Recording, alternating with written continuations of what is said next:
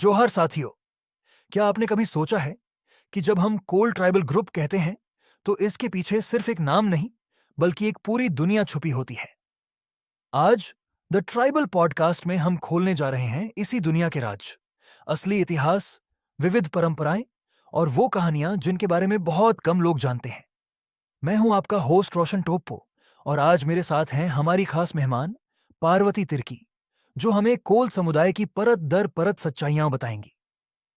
लेकिन शुरू करने से पहले, अगर आप भी चाहते हैं कि आदिवासी इतिहास और संस्कृति की ये असली कहानियां कभी खो ना जाएं, तो अभी सब्सक्राइब कीजिए हमारे चैनल को और जुड़ जाइए हमारे इस सफर में।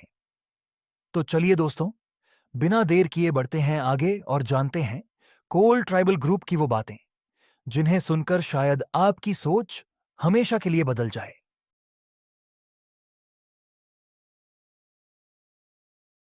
नमस्कार और स्वागत है। आज हम एक बड़े दिलचस्प शब्द पर बात कर रहे हैं, कोल।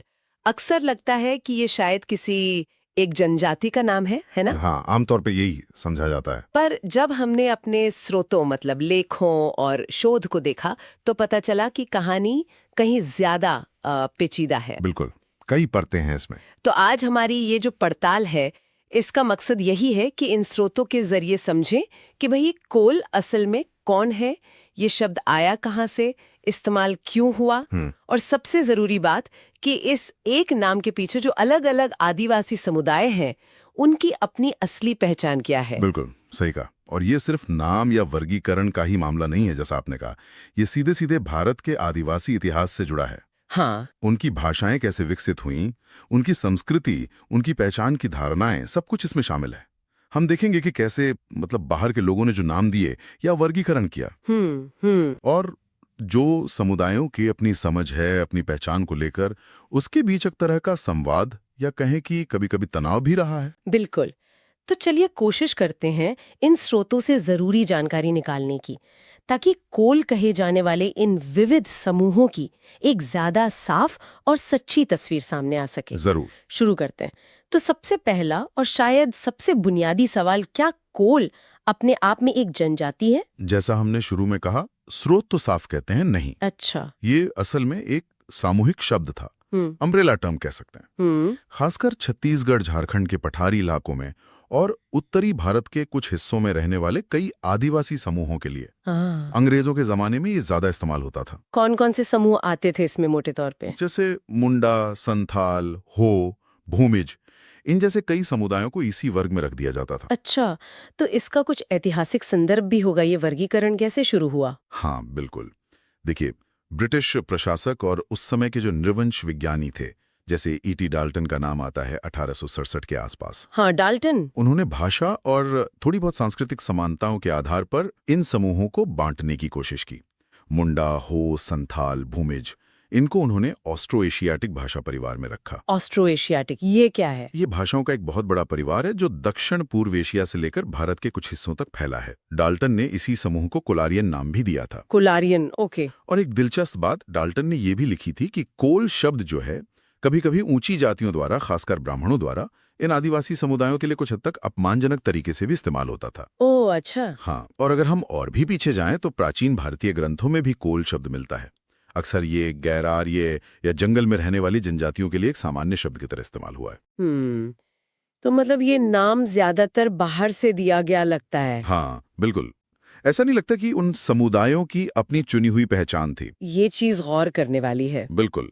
और इसीलिए जब भारत आजाद हुआ और अनुसूचित जनजातियों की लिस्ट बनी, हाँ, एसटी लिस्ट, तो कई समुदायों ने अपनी अलग पहचान पर जोर दिया, अपनी भाषा, अपनी परंपराओं के आधार पर। सही बात है, अपनी विशिष्ट पहचान को सामने रखा। हाँ ठीक है, तो ये तो हुई कोल शब्द की कहानी। हाँ। अब थोड़ा आगे बढ़ते हैं, उन कुछ प्रमुख समुदायों को थोड़ा करीब से जानते हैं जिन्हें अक्सर इस कोल समूह में गिना जाता रहा है।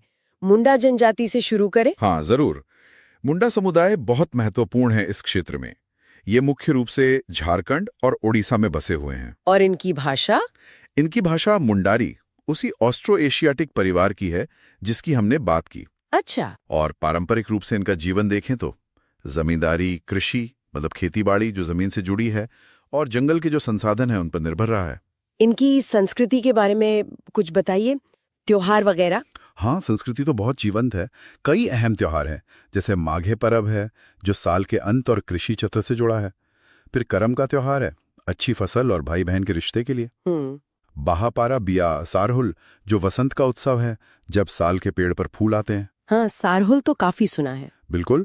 और सोहराय जो फसल कटाई के बाद होता है, जिसमें पशुधन की भी पूजा होती है। कई सारे त्योहार हैं। हाँ, और एक बहुत अहम बात यह है कि मुंडाओं को ना इस इलाके की दूसरी आदिवासी भाषाओं की जड़ माना जाता है। ओह, अच्छा। हाँ, माना जाता है कि मुंडारी से ही संथाली और हो जैसी भाषाएं निकली या विकसित हुई। ये तो काफी महत्वपूर्ण बात है। जी, हमारे एक स्रोत में मुंडा महिला की तस्वीर का भी जिक्र है, शायद उनकी पारंपरिक वेशभूषा या जीवन को दिखाती हुई। ठीक है। मुंडाओं के बाद संथाल जनजाति, ये भी काफी बड़ा समुदाय है ना? हाँ, बिल्कुल। संथाल भारत के सबसे बड़े आदिवासी समुदायों में से एक हैं। इनकी आबादी काफी फैली हुई है, झारखंड, पश्चिम बंगाल, बिहार, उड़ीसा, कई राज्यों में। और भाषा इनकी भी मुंडा परिवार से है? हाँ, इनकी भाषा संथाली है जो मुंडा परिवार की ही है, और आज शायद इस परिवार की सबसे ज्यादा बोली जाने वाली भाषा भी यही है। अच्छा। संथालों का भी एक बहुत महत्वपूर्ण त्योहार है, सोहराय। धान की कटाई के बाद होता ही है। इसमें पशुधन की पूजा होती है, घरों को सजाया जाता है।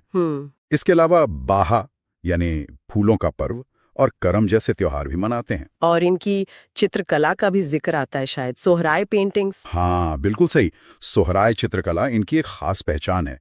ये मिट्टी से लिपी हुई दीवारों पर ना प्राकृतिक रंगों से, जैसे मिट्टी, कोयला, इनसे चित्र बनाते हैं। क्या बनाते हैं चित्रों में? फसल, पशुपालन, जंगल, अपनी लोक कथाएं, ये सब। और ये सिर्फ सजावट नहीं है, ये उनकी मान्यताओं और जीवन का आईना है, कह सकते हैं। स्रोतों में इनका जिक्र है। बहुत खूब। अच्छा, संथालों के बाद हो जनजाति के बारे में बात करते हैं। इन्हें कोल्हा भी कहते हैं। हाँ, हो या कोल्हा, ये मुख्य रूप से झारखंड का जो कोल्हान क्षेत्र है, कोल्हान। हाँ, और उत्तरी उड़ीसा, वहां बसे हैं। इनकी भाषा भी मुंडा शाखा की ही है। इनका जीवन यापन कैसे होता है? ज्यादातर कृषि पर निर्भर हैं, कुछ हद तक खनन का काम भी करते हैं और जंगल से मिलने वाली चीजों पर भी निर्भरता है। इनकी आस्था, पूजा पाठ के बारे में कुछ? ये मुख्य रूप से सिंगबोंगा को मानते हैं, मतलब सूर्य देवता। वो इनके सबसे बड़े देवता हैं। इनके प्रमुख त्योहारों में भी माघे परब, बाह परब, सोहराय आते हैं। एक और है जोमनामा परब, जब नया चावल खाया जाता है। अच्छा, और इनका कोल शब्द से क्या कनेक्शन है? इन्हें आज भी कोल या कोल्हा कहा जाता है। हाँ, यही बात है। झारखंड और उड़ीसा में सरकारी तौर पर भी इन्हें कोल या कोल्हा के रूप में पहचाना जाता है। ये सीधा सीधा ब्रिटिश काल के वर्गीकरण से जुड़ा हुआ है। तो ये नाम इनके साथ आज भी जुड़ा हुआ है। जी, ठीक है। एक और समूह का जिक्र था, भूमिज। हाँ, भूमिज। इनके नाम का मतलब ही है भूमि से पैदा हुआ या धरती का बेटा। अच्छा। इनकी भाषा भी मुंडा परिवार से ही निकली है। इनके इतिहास के बारे में कुछ दिलचस्प है? इतिहास में देखें तो ब्रिटिश दस्तावेजों में कहीं कहीं इन्हें थोड़ा नकारात्मक रूप से दिखाया गया, जैसे जंगल महल के लुटेरे। अरे, हाँ, पर जो बात का शोध है वो बताता है कि भूमिज असल में मुंडा समुदाय से ही जुड़े थे, लेकिन समय के साथ उन्होंने अपने पड़ोसियों जैसे बंगाली और उड़िया समुदायों से भाषा और कुछ हद तक हिंदू रीति रिवाजों को भी अपना लिया। अच्छा, मतलब थोड़ा मिश्रण हुआ। हाँ, कह सकते हैं, लेकिन उनकी अपनी मूल आदिवासी पहचान भी बनी रही।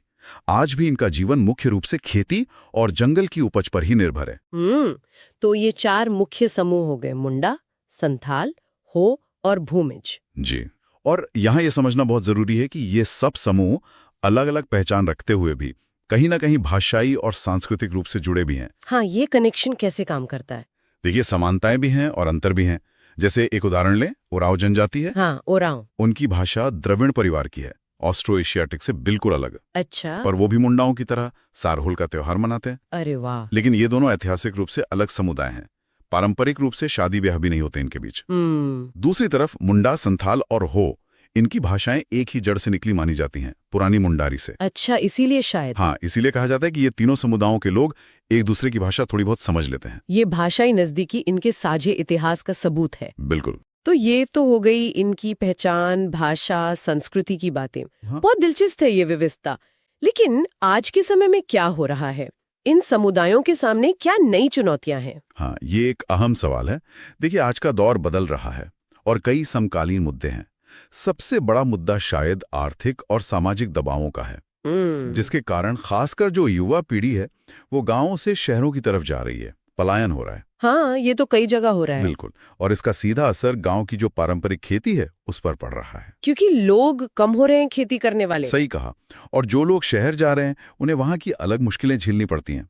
न सिर्फ उनकी जीवन शैली बदलती है, बल्कि जो समुदाय का जुड़ाव होता है वो भी कमजोर पड़ सकता है। हाँ, ये तो है। लेकिन क्या इन चुनौतियों के बीच कुछ सकारात्मक भी हो रहा है?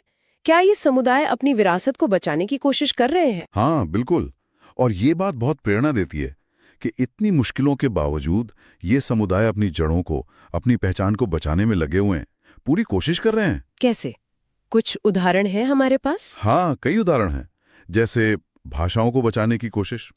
टाटा स्टील फाउंडेशन का काम काफी उल्लेखनीय है इस मामले में। अच्छा, क्या कर रहे हैं वो? उन्होंने करीब 896 से ज्यादा शिक्षा केंद्र खोले हैं, ऐसा स्रोत बताते हैं, जहां लगभग 45,000 आदिवासी बच्चों और युवाओं को उनकी अपनी मातृभाषा में पढ़ाया जा रहा है।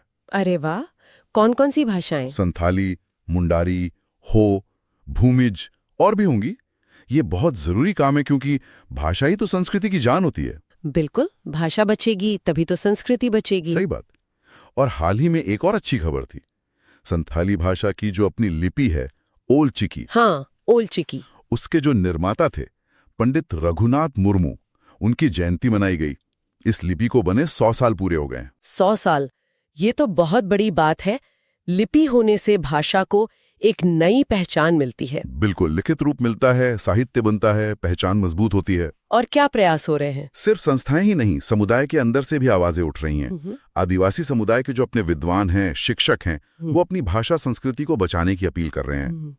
जैसे एक स्रोत में एक शिक्षक का कहना है कि हमें अपनी मातृभाषा बचानी होगी, नहीं तो जनजाति की पहचान खो जाएगी। ये चिंता बिल्कुल जायज है। हाँ, ये एक गहरी चिंता भी है और एक संकल्प भी दिखता है इसमें।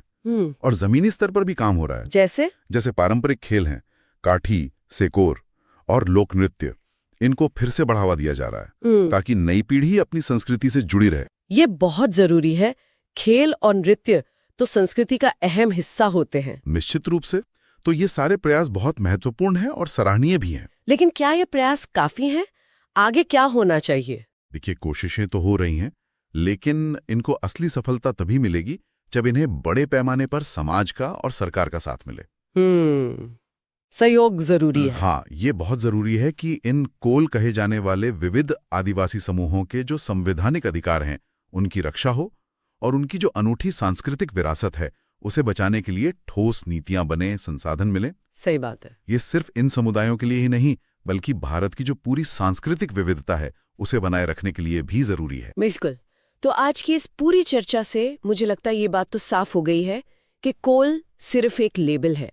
इसके पीछे भारत की आदिवासी दुनिया की एक बहुत ही जटिल और विविध तस्वीर छिपी है। हाँ, हमने देखा कि कैसे मुंडा, संथाल, हो, भूमिज जैसे अलग अलग समुदायों की अपनी यूनिक भाषा है, संस्कृति है, अपना इतिहास है, भले ही उन्हें कभी एक ही नाम कोल दे दिया गया था। बिल्कुल। और हाँ, आज उनके सामने चुनौतियां हैं, लेकिन वो अपनी विरासत को बचाने के लिए पूरी तरह सक्रिय भी हैं। सही कहा। और इन स्रोतों पे बात करते हुए एक गहरा सवाल भी मन में आता है। क्या? कि सिर्फ इन समूहों के बीच के फर्क जानना या गिनना ही काफी है क्या? ये पूरी कहानी हमें पहचान के बारे में क्या सिखाती है? पहचान होती क्या है असल में? सोचने वाली बात है। खासकर तब जब नाम और वर्गीकरण अक्सर बाहर से थोपे जाते हैं, जैसे कोल शब्द के साथ हुआ, तो सवाल ये उठता है कि कोई समुदाय बदलते हुए समय के साथ बाहरी दबावों के साथ कैसे तालमेल बिठाता है और कैसे अपने मूल ग्रुप को, अपनी पहचान के सान को बचाए रखता है। हाँ, ये वाकई एक गहरा सवाल है। बदलते समय में अपनी जड़ों को कैसे बचाए रखना। जी, ये एक ऐसा सवाल है जिस पर शायद हम सभी को थोड़ा और सोचने की जरूरत है।